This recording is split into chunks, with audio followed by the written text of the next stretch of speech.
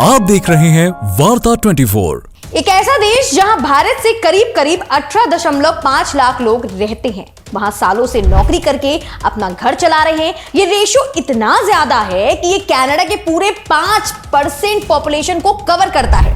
अब आप खुद ही सोचिए कि जिस देश में भारतीय मूल के इतने सारे लोग रहते हो, उस देश की आबादी हमारे देश के लोगों की वजह से 15% तक कवर भी होती है। आज उसी देश के पीएम जस्टिन ट्रूडो कनाडा में रह रहे भारतीय मूल के खालिस्तानियों को पूरा समर्थन दे रहे हैं। नमस्कार, आप देख रहे हैं वार्ता 24 मेरे यानी आकांक्षा के साथ। दोस्तों, भारत और कनाडा के रिश्ते अब पहले जैसे नहीं रहे। अब उनमें एक ऐसी बड़ी दरार आ चुकी है जो के साथ भी कभी नहीं भरने वाली। वजह है Canadian prime minister Justin Trudeau का खालिस्तानी आतंकवादियों को सपोर्ट करना।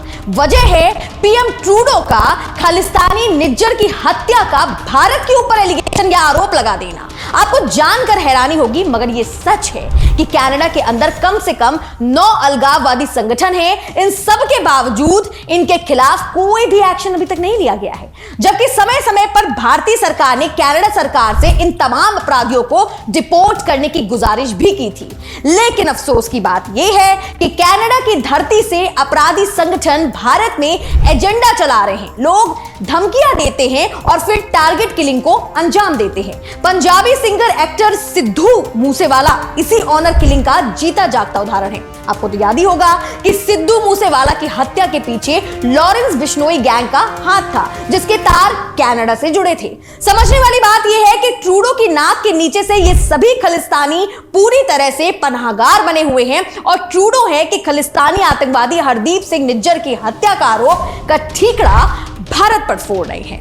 अपने इसी बयान के बाद से ही कैनेडियन प्राइम मिनिस्टर बुरी तरह से जनता के बीच में ट्रैप्ड हो चुके हैं, फंस चुके हैं। ना इधर जनता उनके साथ दिख रही है और अब तो उन्होंने भारतीय राजनयिक को ही अपना सामान बांधकर कुछ दिनों के अंदर देश वापसी की नसीहत दे डाली है। इन सब के पीछे की वजह है हरदीप सिंह निज्जर, जो आज से 26 साल पहले रवि शर्मा बनकर फर्जी कागजात पर कनाडा पहुंचा था, यह कहकर कि उसे भारत सरकार से जान का खतरा है तो उसे शरण दे दी जाए। और कनाडा ने बिना इस बात पर जांच पड़ताल किए उन्हें शरण दे भी दी। उसका पासपोर्ट फर्जी था। भारत कहता रहा कि आतंकी को पकड़ने में मदद कीजिए, भारत विरोधी गतिविधियां रोकिए, लेकिन ट्रूडो ने तब एक ना सुनी। मिस्टर ट्रूडो आंखें मूंदे हुए अपराधियों का पालन पोषण करते रहे। दोस्तों, आमतौर पर विदेश नीति कहती है कि अपनी सरजमी का इस्तेमाल दूसरे देश के खिलाफ गतिविधियों के लिए नहीं होना चाहिए, लेकिन कनाडा में तो खुलेआम भारत को तोड़ने की आवाज बुलंद होती रही है। रैलियां निकाली जाती हैं, यहां तक कि भारतीय मिशनों को भी टारगेट किया गया। और अब जब एक दिन अचानक निज्जर का मर्डर हो गया तो ट्रूडो महाशय अपनी नींद से जागकर भारतीय एजेंसियों पर इस मर्डर का इल्जाम लगाने लगे।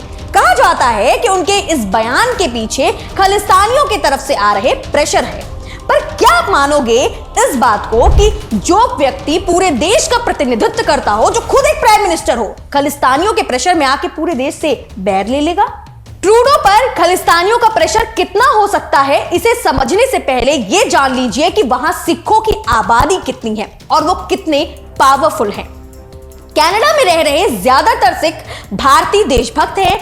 कनाडा में सिखों की आबादी 7,70,000 से ज्यादा है। यह आंकड़ा देश की कुल आबादी का 2% बैठता है।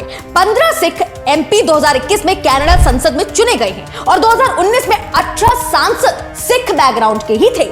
अब इसी से समझ लीजिए कि सिखों का बोलबाला कितना ज्यादा है वहां पर। आपको याद होगा, अभी हाल ही में 10 सितंबर को भारत में G20 शिखर सम्मेलन का आयोजन हुआ था। सम्मेलन के दूसरे दिन हर वीआईपी अपने देश के लिए रवाना हो गया था, लेकिन एक शख्स था जो उस दिन रवाना नहीं हुआ था। पीएम ट्रूडो नाम है उनका। 2 दिन बाद मंगलवार को दिल्ली से रवाना हो सकते थे, लेकिन उनकी विदाई उनके साथ शर्मिंदगी के साथ कम नहीं हो पाई। विमान में खराबी के चलते इसे ठीक करने में उन्हें समय लगा और इस बीच भारत सरकार ने उन्हें वापस उड़ान भरने के लिए एयर इंडिया 1 से जाने के लिए भी कहा था, लेकिन ट्रूडो महाशय ने इनकार कर दिया। इस बीच प्रधानमंत्री नरेंद्र मोदी के साथ मुलाकात के दौरान भी उन्हें सख्त शब्दों में पीएम मोदी ने हिदायत दी थी कि आतंक को पनाह देना बंद करें, पर बावजूद इसके ये प्रेस कॉन्फ्रेंस करके भारत को नाराज करके एक और भूल कर बैठे हैं। आपको क्या लगता है, ट्रूडो अपनी इस गलती पर माफी मांगेंगे या अपनी उसी अकड़ पर कायम रहकर अपनी सत्ता भी गंवा बैठेंगे? देखते रहे वार्ता 24 मेरे यानी आकांक्षा के साथ, लेकिन फोन उठाकर कमेंट जरूर करिएगा और अगर कोई सुझाव हो तो उसे भी बताइएगा। नमस्कार। आप देख रहे हैं वार्ता 24।